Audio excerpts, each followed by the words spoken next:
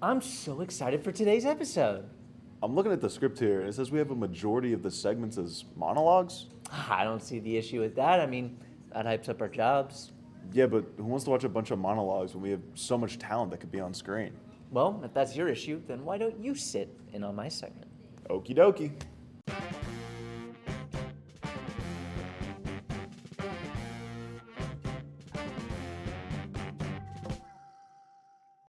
Wait, what even is this episode about? Things and stuff and etc. That's not an answer. Anyways, looks like we have a segment on the Mandalorian and Grogu movie. You remember that last season when you hijacked that segment? Not sure what you're talking about. Anyways, after that, we have a segment about the Fallout TV show. Woof. After that is a segment on Wonder Man. Then I have a segment on Gaystation State of Game. Don't forget, Chris's mom is training for the Cell Games. I'll be rooting for her. And last but not least, a segment on the Taco Bell menu. Taco Bell. And now with Star Wars, Amelia. Let's face it, AI has taken over the Super Bowl. I know, right?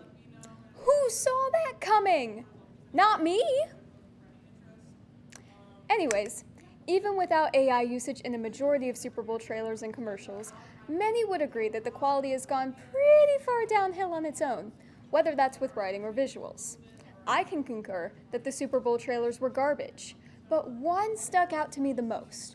One of them wins for possibly the worst advertising and hype I have ever seen in a trailer. That, my friends, would be Mandalorian and Grogu. Now, I'm no Star Wars expert. Ask anybody. In fact, ask my boyfriend if you really want confirmation and you don't believe me. But isn't a Star Wars trailer supposed to feel like Star Wars? I'm supposed to feel my inner nerd popping out, but I spent those 47 seconds wondering why the Mandalorian and Baby Yoda were added into a random Pepsi-esque commercial. Which brings me to the whole point. Star Wars, the whole Star Wars feel. Why, the HE double hockey sticks, did the advertisement look like a Budweiser commercial? Girl, I swear that Super Bowl advertisement was garbage. And if we're being honest, though, the issue isn't just about the trailer and how it bears no resemblance to the actual series. It's about how The Mandalorian itself has zero hype. When this trailer dropped during the Super Bowl, my Star Wars-loving boyfriend almost had little reaction about this film. It's a film you would expect a Star Wars fan to be excited about. But no one has really thought about The Mandalorian or Grogu since 2020, after the series was released on Disney+. Apparently there's 3 seasons of the show, but does anyone actually talk about the show anymore? When new seasons of shows such as Ginny and Georgia, Stranger Things, Shameless get released, you can tell people are excited because each of these shows still keep that hype alive even years after they first aired. With the case of with The Mandalorian, I only remember hearing about it between 2019 and 2020, when the first season dropped and everyone was obsessing over how adorable Baby Yoda was. Maybe that was all the show had going for it. Who knows? Not me. No fans are excited, George Lucas is rolling face first and in tears in his non-existent grave, the hype is dead, and Disney is realizing that this Star Wars movie has no hope on its Plus platform. So I guess it's going to be the big scream, where its fan base will hate it even more. I'm done trying to care about this series. Baby Yoda has a name? Yeah, and he's not Baby Yoda. He's Grogu. Sorry, I just haven't seen Star Wars before. Don't worry, Papa. We could tell. Ah, I didn't realize you were going to be mean about it. Can you believe this loser? Just roll the next segment. Have you seen Fallout? That one Mission Impossible movie? No. The one Jared Butler movie? No, that's Greenland. That one episode of... I'm going to stop you right there. Fallout, the hit Amazon Prime TV show based on the popular video game franchise. Oh, yeah, I've heard about it. Didn't they finish their 2nd season recently? What happened in it? A whole lot of nothing. Nothing. Well, some cool stuff happened, but this felt more like a setup for season 3 than it did a standalone season. What happened to the ghoul? I really like the ghoul. Well, he almost died. He almost died. That was cool for like 5 seconds. Yeah, Lucy punched him out of a window and got impaled on a street pole. Then the super mutants rescued him. Super mutants. We finally got the super mutants. How is this season boring? Well, the super mutants are only on screen for like a minute. And tell me what else happened. Nothing really happened with Hank until the very end, which is a setup for season 3. The NCR and Caesar's Legion showed up, again, just more setup for season 3. The vault dwellers are still in a critical condition. One vault is out of water, and the other is impeaching their leader for being Canadian. The NCR and Caesar's Legion. Wait, why is it called Caesar's Legion if the leader's Kaiser? Well, they do mention that in the show. The joke comes from Lucy being educated on the history of the world and criticizing the Legion for being stupid and acting like Romans, but using German naming conventions. Okay, who is the Kaiser anyways? Nobody. The real Kaiser died and left a note saying that the Legion died with him, but Macaulay Culkin didn't like the note, so he ate it and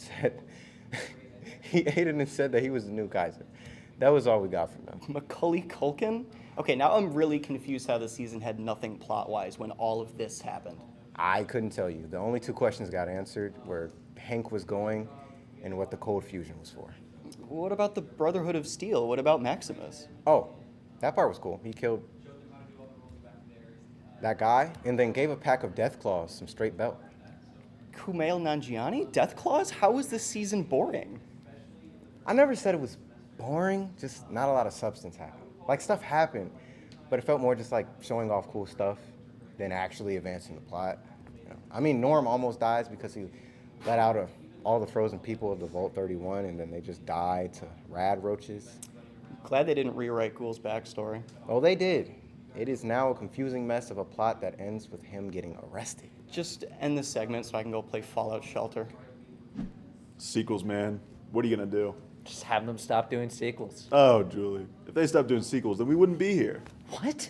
It's not related to what I mean. We're on season 25 of Real Deal. We are the product of sequels, and I think we're having an identity crisis. You might be having an identity crisis. I know who I am. Julie, you wore my flannel last week. Listen, low blow.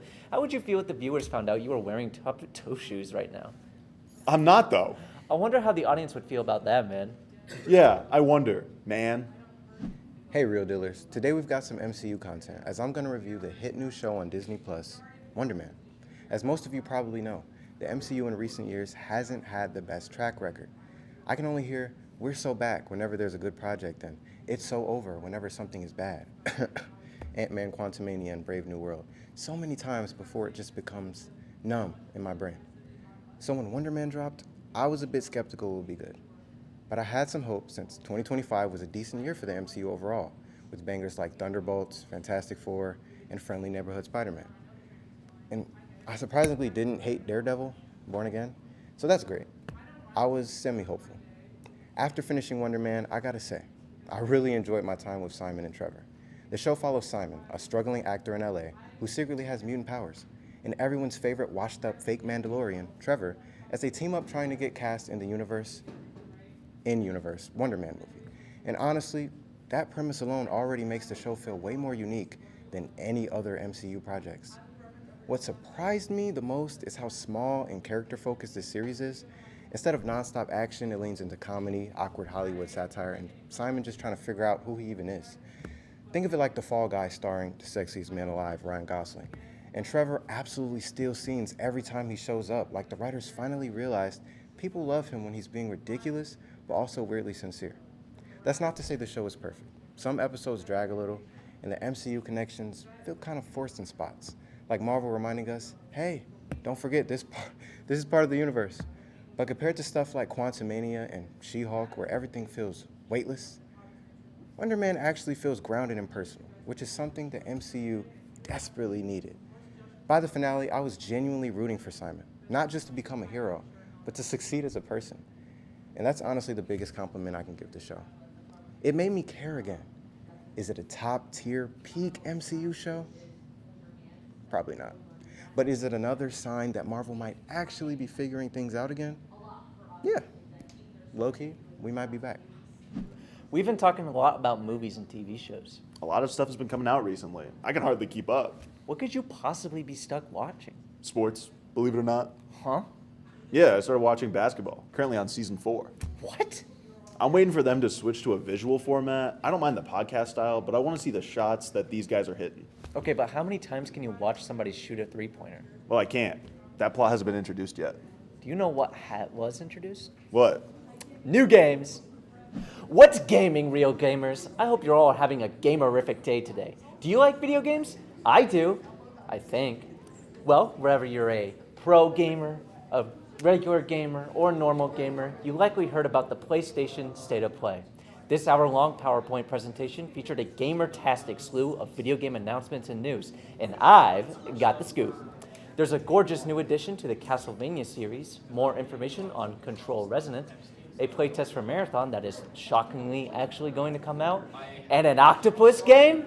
Finally! Finishing Octodad left an octo-shaped hole in my octo-shaped heart. But there are some Game Marvelous heavy hitters here. First, we have a story trailer for 007 First Light. It looks like your typical third-person action shooter. Then, we've got the God of War Trilogy remake, but it's merely an announcement. Not a single visual was shown. Personally, I'm really tired of announcement trailers that don't actually show any gameplay, but are more just like, hey guys, we're making a new game, yay! Totally not incredigamable, guys. Finally, we have the new John Wick game, which is literally referred to as Untitled John Wick Game by PlayStation. It was just a cinematic trailer, but that's fine, I guess. Well, that was a lot. I wish I could say I'm excited, but I don't even play that Gaystation. I'm an Xbox and Halo fan for life. Have a gamerlicious day, Gale Gamers. Why was I there for that? And why did we switch seats for that? Listen, you complained about all of the monologues, so we changed one of them. That was still a monologue. I didn't have a line. Okay, but you were in the shot, so that means it isn't a monologue. Julie, took a whole class on monologues. That was a prime example of a monologue. Who takes a class on monologues? Me, unfortunately. Well, don't worry, Apollo. I know just what will cheer you up. What? The Taco Bell segment. Hey, real dealers. I'm gonna be completely honest with you. My pop culture world is kind of boring right now. Like, yes, Harry Styles is back and released a new single, but the album isn't out yet. We still have a month till the Oscars, and nobody wants to hear my opinions on heated rivalry. So I am here to talk to you about something that is near and dear to every real dealer's hearts. Our Lord and Savior, Taco Bell. While the pop culture scene may be a little dry right now, the updates to the Taco Bell menu are the highlight of many tired college students' lives. Now, without further ado, the update. Attention, attention everyone. You heard it here, folks. Taco Bell has chicken nuggets. Are they good? Are they bad? I don't know. I just work here. And who is driving over to Taco Bell itching for chicken nuggets? It's a taco place. That's like getting your shirt from a dining hall. It was probably expensive, and after a couple hours, you had an interesting evening in the restroom. And who knows, those Taco Bell chicken nuggets could be made of shrimp. Anyway, along with that, they brought back the quesarito and ran out. Now, I will be joining Chris, Apollo, and Sarah for the weekly memorial candle vigil in front of the late-night Taco Bell. Quesarito, we miss you dearly. Another item that was on the chopping block that we are currently mourning is the cheesy dipping burritos. We miss you dearly, and please come back soon. Now, back to more news items. The new items include a mini taco salad, chips, and nacho supreme dips. A deconstructed nacho, if you will, and the avocado ranch chicken stacker. These were all added to the value menu because, unlike Chipotle, Taco Bell knows we are broke. On the sweeter side, they released the salted caramel churros and the confetti cookie freeze, which I think is for the morning unicorn frappuccino lovers. Just another way to bring back some 2016 nostalgia. Well, that's all I have for you folks, so this is your sign to go down on some good old T-Bell, because when the bell tolls, you answer. Back to our hosts.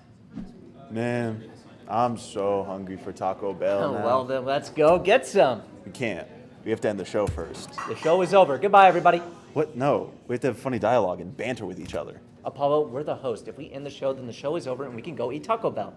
If you enjoyed this episode of Real Deal, then consider subscribing and following us on our other social media. I'm Apollo Collins, and this is Julie Heinrich. Goodbye. Bye-bye.